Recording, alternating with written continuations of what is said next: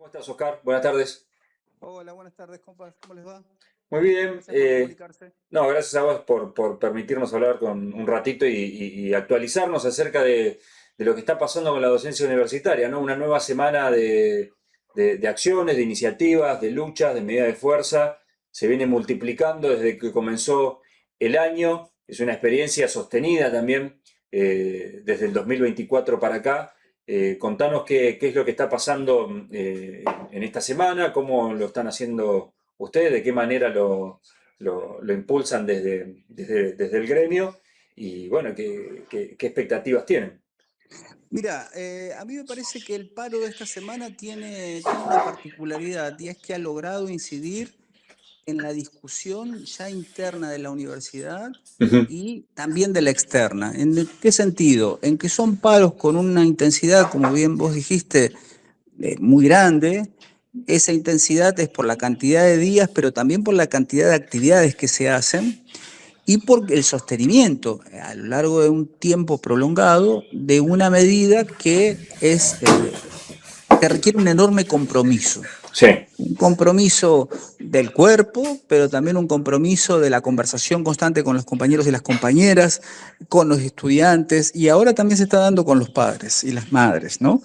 Entonces es un debate y entonces nosotros esta semana además hemos acordado con el CIN, con el Consejo de Rectores, una actividad conjunta que se va a hacer el día miércoles y que en cada lugar, en cada universidad va a tener una particularidad. Nosotros, por ejemplo, en Litoral va a ser una actividad de al mediodía, un abrazo simbólico, a partir de las 7 de la tarde actividades que se van a multiplicar en la noche hasta las 12 de la noche, donde vamos a cerrar ese día cantando el himno con el coro de la universidad Ujú.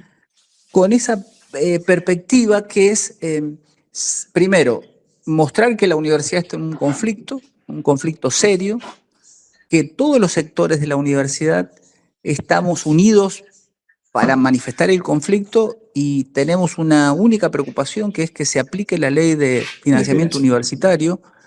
Tenemos un fallo judicial, un segundo fallo judicial que obliga al gobierno a cumplir la ley y el gobierno todavía no lo hace, pero eso quiere decir que hay una enorme base de legitimidad del reclamo, pero también necesitamos que la ciudadanía se exprese, que exprese el cariño, que exprese, muchos docentes lo plantean en estos términos, el respeto que se tiene en la universidad. Ujú. También uno podría decir, sí, el reconocimiento que nuestra sociedad tiene sobre la universidad, sobre el papel histórico que ha cumplido, pero también sobre la promesa de igualación que tiene la universidad, ¿no? Es decir, quienes pasamos por las aulas universitarias, que yo en mi caso soy primera generación, fui el primer integrante de mi familia ampliada, tanto de mi mamá como de mi papá, que pudo acceder a la universidad. Y además soy docente universitario, o sea que fue una apuesta de clase potente, no solamente a tener el título, sino además formar parte del elenco académico, ¿no? Entonces, eso fue un proyecto de clase para nosotros, para la Argentina, y eso efectivamente, para mí y para mi familia, cambió mi vida. Ujú. Efectivamente, hay lo que se puede llamar un ascenso social ascendente, pero yo lo llamo siempre a eso un proceso de igualación, un proceso de igualdad social, ¿no? Entonces, la universidad no es un mecanismo para generar diferencias, es un mecanismo para generar igualdad. Pero Ujú. lo real es eso, cuando uno accede a la titulación y accede al mundo académico, se le abren mejores condiciones, no solamente por el acceso a la cultura, sino también por acceso a a la materialidad, a las cuestiones económicas, ¿no? Pensaba en lo que nos Así que decías hace un rato, esto de que esta medida de fuerza o esta serie de acciones que están impulsando este año ya están contando con apoyo no solamente de la comunidad universitaria que forma parte de cada casa de estudio, sino también, como vos decías, de los papás, de las mamás. Eh, Entiendo que era difícil sostener una cantidad de acciones a lo largo del tiempo, teniendo en cuenta que ustedes en el 2024 lograron interpelar a casi toda la Argentina y convocar en dos oportunidades a movilizaciones masivas en todo el país y que acá en Ciudad de Buenos Aires han batido récords, ¿no? O sea, movilizaciones que fueron concentraciones enormes porque la verdad, todos recordamos, fueron marchas en las que no se pudo marchar. Era tanta la gente que en el lugar donde nos concentramos nos quedamos. Después de eso uno imaginaba que, bueno, muy difícil volver a tener ese nivel de convocatoria y de adhesión. Sin embargo, el conflicto creo que ha logrado interpelar a grandes sectores y en este caso, como vos decís, contar con apoyos diversos de distintos sectores, que se sumen también las familias ampliando esta comunidad de base. ¿Cómo creen que puede seguir, teniendo en cuenta este recorrido, esta trayectoria que han hecho, cómo creen que puede seguir esta convocatoria a medidas de fuerza y a seguir creando conciencia con el correr del tiempo? Mira, nosotros estamos preocupados, Pablo, Ujú. porque en principio porque nuestro trabajo se arruina, porque los estudiantes y las estudiantes empiezan a tener eh, problemas para la formación, hay cosas que no entienden y que necesitan nuestro trabajo, ¿no? Claro. Entonces, nosotros tenemos una lucha fuerte. Uno de los debates con el que se abrió el año este, y que había fuerzas, líneas de partido que planteaban eso, se planteó el paro por tiempo indeterminado. Es decir, las Ujú. condiciones de pérdida salarial, las condiciones de precarización que estamos atravesando, claramente constituye una base para hacer un paro por tiempo indeterminado. Sin embargo, el debate político que nosotros tenemos sobre la universidad, en la universidad, con la universidad, es que si nosotros vamos a un paro por tiempo indeterminado, entonces la universidad queda, digamos, librado a su suerte. Sí. Efectivamente, Milei tiene un triunfo político porque lo que busca Milei es cerrar la universidad pública, reducirla, desmantelarla a la expresión de la universidad como era en el proceso, en la dictadura. Ujú. Y entonces el debate fue, hay que luchar y hay que mantener la universidad abierta. Ni como plantea el rector Jacobiti, una universidad sin paro, eso nosotros decimos, eso es imposible, porque nosotros queremos la universidad abierta, pero mostrando el conflicto, produciendo conflicto en la resistencia. Y eso es solo con paros. Es decir, no queremos lo que dice Jacobiti, una universidad abierta sin conflicto. Nosotros queremos que el conflicto se instale y por eso hacemos el paro y por eso hacemos las acciones callejeras Ujú. y de todo tipo. Y al mismo tiempo no queremos la universidad cerrada, como plantea la propuesta de algunas líneas de partido que dice parar hasta que nos aplican la ley. Si eso fuera así, la universidad estaría efectivamente cerrada. Y Claro. entonces esa es una encerrona. ¿Por qué? Porque la universidad no es sin los estudiantes, la universidad es con estudiantes.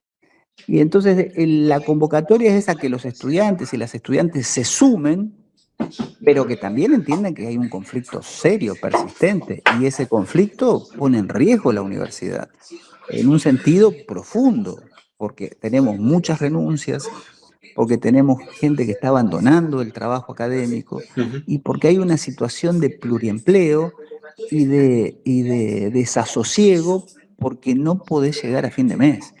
Y entonces cuando tu vida como trabajador, como trabajadora, ocurre en esa dimensión de la desesperación y la precarización, ya no estás en condiciones de producir conocimiento, en las condiciones ideales para producir conocimiento, para producir novedad pedagógica, es decir, el sentido de la universidad. Porque la universidad es posible si lo que ocurre en la universidad está en la frontera del conocimiento. Entonces, para eso se necesitan ciertas condiciones, entre ellas salarios acordes a las exigencias, Sí. pero también una inversión constante para que la frontera sea materialmente posible. ¿Me explico? Sí. Por decirte, nosotros tenemos una carrera de ingeniería en inteligencia artificial. Y la verdad es que la facultad está con muchos problemas para tener laboratorios de inteligencia artificial. Seguramente. Ujú. Y entonces necesitas la tecnología de punta con un presupuesto para el siglo XIX. Y no da la universidad. Y entonces ese es el daño que el gobierno está produciendo. Y por eso es que nosotros decimos, hay que luchar por la universidad pública. Eso significa docentes bien pagos, docentes con salarios que están acorde a la exigencia del trabajo y un presupuesto universitario que permite sostener la actividad sustantiva de la universidad, que es enseñar en la frontera, producir conocimiento que todavía no está, es decir, el conocimiento que todavía no está disponible. El caso este del satélite que la Facultad de Ingeniería de la UBA puso en órbita junto con con la gente de la UNSAM, de la Universidad de San Martín, muestra eso, ¿no? Hay una facultad de ingeniería que hace, forma ingenieros, pero también está produciendo conocimiento de frontera. ¿En qué sentido? En producir capacidad para tener un satélite, que pocos países han tenido esa capacidad de formar parte de la misión a la Luna, ¿no? Entonces, bueno, para poder estar en la frontera se necesitan ciertas condiciones materiales, presupuestos, formación de primer nivel de los cuadros académicos y voluntad política para decir el país va en esa dirección. El país está peleando por el desarrollo en esa dirección, porque hay algo que también nos queda claro en esta cuestión. El acceso al espacio, como dicen los científicos del espacio y los Sí. tecnólogos del espacio, es la discusión política económica más importante que se está dando ahora para los próximos 30 años. Entonces, estamos haciendo país, ¿se entiende? Sí, sí. Entonces, la universidad tiene ese papel. Y por supuesto, algunos ciudadanos y algunas ciudadanas no terminan de entender ese papel, pero la mayoría sabe que la universidad es importante, al menos porque titula a su hijo, le da un título de mucha calidad y eso le cambia la vida. Al menos eso lo sabe. Y ahora hay que enseñar y hay que mostrar la universidad en esas otras facetas de las que estoy hablando, para que el apoyo sea más importante todavía, ¿no? Entonces, ese es nuestro trabajo también. Visibilizar el conflicto, mostrar que la universidad puede pensar, crear en la calle, en las condiciones del conflicto y sostener la actividad académica con todo lo que podamos. Hay una de las cosas que decías que esto del paro por tiempo indeterminado, ¿no? Una cuestión que empezó a aparecer no solamente en el gremio de ustedes, sino también en otros, quizás en contexto de la discusión de la reforma laboral, pero también con estas otras que vos también describías muy bien, ¿no? El pluriempleo, la guita que no alcanza, compromisos que tiene cada trabajador o cada familia en todo el país que dificultan la vida en todo sentido. Este debate forma parte de la docencia universitaria. ¿Crees que ya está tomando también fuerza en otros gremios, cuando se encuentra en ámbitos como el de la central o quizás en otros espacios de articulación? Lo del paro por tiempo indeterminado aparece como una expresión de deseo, como una necesidad, como una posibilidad. ¿Cómo lo conversan a nivel dirigencial en distintos gremios? Mira, me parece que ese debate sobre el paro por tiempo indeterminado es lo que uno podría decir es una expresión de desesperación, en principio, ¿no? En el sentido de que no puedo seguir, así no podemos seguir, ¿no? Y entonces esa es la primera condición. Cuando uno mira solamente la estrategia, podríamos decir, del trabajo puro y duro, aparece como una posibilidad y una búsqueda de construir consenso para el paro por tiempo indeterminado. Cuando uno evalúa, en el caso de la universidad, digo, ¿no? Las implicaciones más allá del trabajo que eso tiene, ahí la evaluación es otra. Porque también hay que decirlo, nosotros desarrollamos una actividad de resistencia, una actividad de defensa de la universidad, una actividad de defensa del trabajo en condiciones de ataque permanente por parte del gobierno nacional y de sus aliados, ¿no? Y entonces todos los trabajadores y trabajadoras estamos en asedio en ese sentido, ¿no? Y entonces, viste que esta semana estalló finalmente, alguien empezó a ver o se hizo eso, y era imposible no ver el conflicto con el transporte urbano, es decir, con el transporte que vos tomás para llegar al laburo. Eso es una fuente de malestar y de sufrimiento enorme. Y entonces uno, ¿qué ve en esa conversación, no? Ahí lo que decían es una trabajadora que le preguntaba en los medios, entonces decía, miren, yo me levanto 2 horas, tengo que salir 2 horas antes de mi casa para llegar al trabajo. Y me lleva 2 horas volver a la casa, a mi casa. Y entonces trabajo 8 horas y 4 horas estoy en el transporte. ¿Cuándo vivo? Decía esa compañera, ¿no? ¿Cuándo vivo? Y entonces me parece que la colocación de esa problemática en la esfera de la discusión pública tiene un impacto enorme. Eso quiere decir que los trabajadores, claro que somos conscientes de qué es lo que estamos disputando. Como bien vos decís, la ley esta nos dice que nos pueden hacer trabajar hasta 12 horas. Entonces, imagínate si vos trabajás una jornada de 12 horas y demorás 2 horas para llegar al trabajo y 2 horas para volver del trabajo a tu casa. Entonces, ¿qué? Eso es una vida inaguantable, insoportable. Entonces, ese debate me parece a mí que la central, cuando los gremios nos hermanamos, cuando hay posibilidad, como en el caso de nuestra central, de compartir esos espacios de discusión y de esa discusión muchas veces son de las penurias que pasamos quienes trabajamos, ¿no?